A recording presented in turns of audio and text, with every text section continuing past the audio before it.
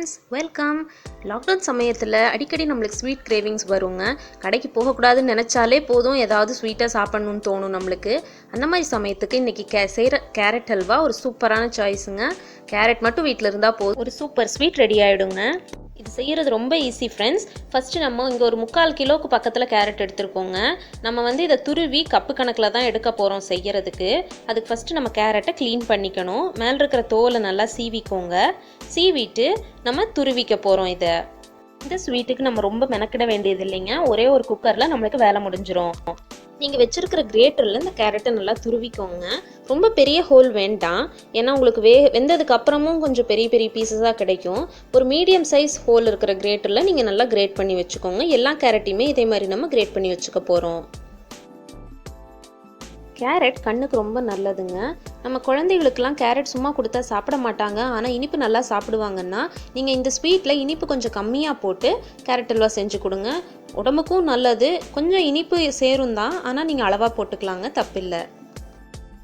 இப்போ பாருங்கள், நம்ம கேரட் எல்லாத்தையும் துருவி வச்சுக்கிட்டோங்க. இப்போ நம்ம ஒரு குக்கர் எடுத்துக்கிறோம். அதில் தான் நம்ம கேரட் அல்வா செய்ய போகிறோம். இப்போ கேரட்டை ஒரு கப்பில் மெஷர் பண்ண போகிறோங்க.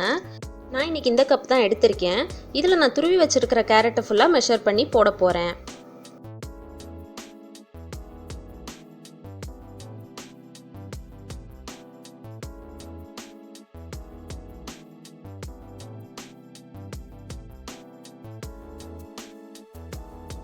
பாருங்க, எனக்கு 3 கப் வந்திருக்குதுங்க இந்த கப்பில். ஸோ இப்போ நம்ம சர்க்கரை போட போகிறோம். அடுத்து கேரட் எவ்வளோ வந்திருக்கோ அதே குவான்டிட்டியில் பாதியை விட கொஞ்சம் கம்மியாகவே சுகர் ஆட் பண்ணணுங்க. எனக்கு 3 கப்னால் நான் 1.5 கப்பை விட கம்மியாக போடணும். நான் இன்றைக்கி 1 கப் போட்டிருக்கேன். 1.5 கப் போட்டிங்கன்னா உங்களுக்கு சர்க்கரை கொஞ்சம் அதிகமாக இருக்கும், ரொம்ப திகட்டலாக இருக்கும், நிறையா சாப்பிட முடியாது. அதே மாதிரி நீங்கள் ரொம்ப நேரம் கிளறிட்டிங்கன்னா பாகுபதம் வந்துடுங்க. அதனால் கொஞ்சம் சர்க்கரை கம்மியாகவே போடுங்க. இப்போ அது கூட நம்ம ஒரு 2 டேபிள் ஸ்பூன் அளவுக்கு பால் ஊற்ற போகிறோங்க. அவ்வளோதான் நம்ம பால் ஊற்றுறோம்.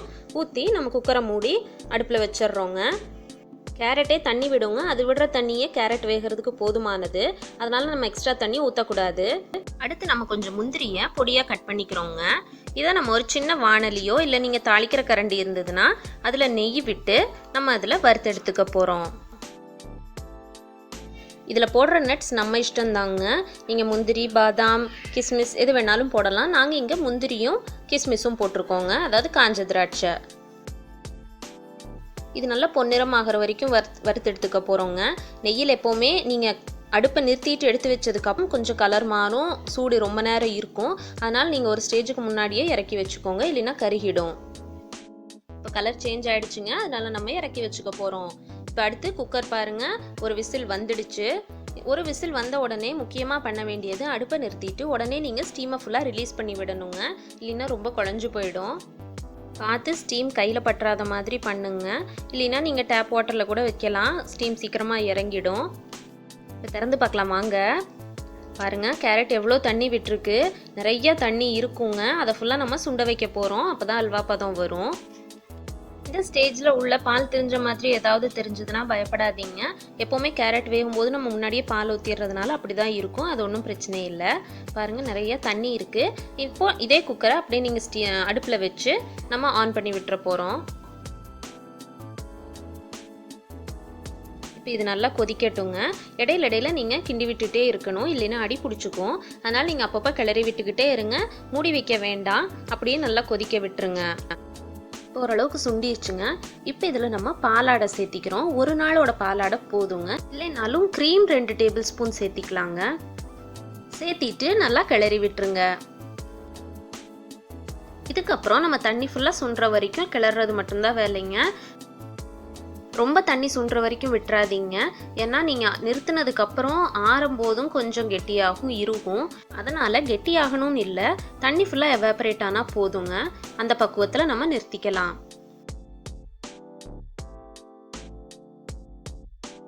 இப்போ நம்ம இதில் வறுத்து வச்சிருக்கிற முந்திரி திராட்சையை சேர்த்திக்கிறோங்க. சேர்த்திட்டு விருப்பம் இருக்கிறவங்க நெய் பரவாயில்லன்னு நினைக்கிறவங்க ஒரு ஸ்பூன் நெய் சேர்த்திக்கலாங்க. சேர்த்தி நல்லா கிளறி விட்டுக்கலாம், டேஸ்ட்டாக இருக்கும். ஆனால் நம்ம முந்திரி திராட்சையில் ஊற்றிருக்கிற நெய்யே போதுமானது தான் இதுக்கு. நான் இங்கே 1 ஸ்பூன் நெய் சேர்த்திருக்கேங்க. சேர்த்தி நான் இப்போ கிளறி விட்டுக்கிறேன். இப்போ நம்மளோட அல்வா ரெடி ஆயிடுச்சு. கண்டிப்பாக எல்லாரும் வீட்டில் செஞ்சு சாப்பிட்டு பாருங்கள், ரொம்ப டேஸ்ட்டாக இருக்கும். குழந்தைகளும் ரொம்ப ரொம்ப விரும்பி சாப்பிடுவாங்க. இந்த வீடியோ உங்களுக்கு பிடிச்சிருந்ததுன்னா கண்டிப்பாக உங்கள் ஃப்ரெண்ட்ஸ் கூட ஷேர் பண்ணிக்கோங்க, லைக் பண்ணுங்கள், எங்கள் சேனலுக்கு சப்ஸ்கிரைப் பண்ணுங்கள். கூடவே பக்கத்தில் இருக்கிற பெல் பட்டனை ப்ரெஸ் பண்ணிக்கோங்க. அப்போ தான் நாங்கள் போடுற வீடியோ உங்களுக்கு உடனே தகவல் வரும். எல்லாரும் பத்திரமா இருங்க ஃப்ரெண்ட்ஸ், வீட்லேயே இருங்க. Stay home, stay safe, take care, by.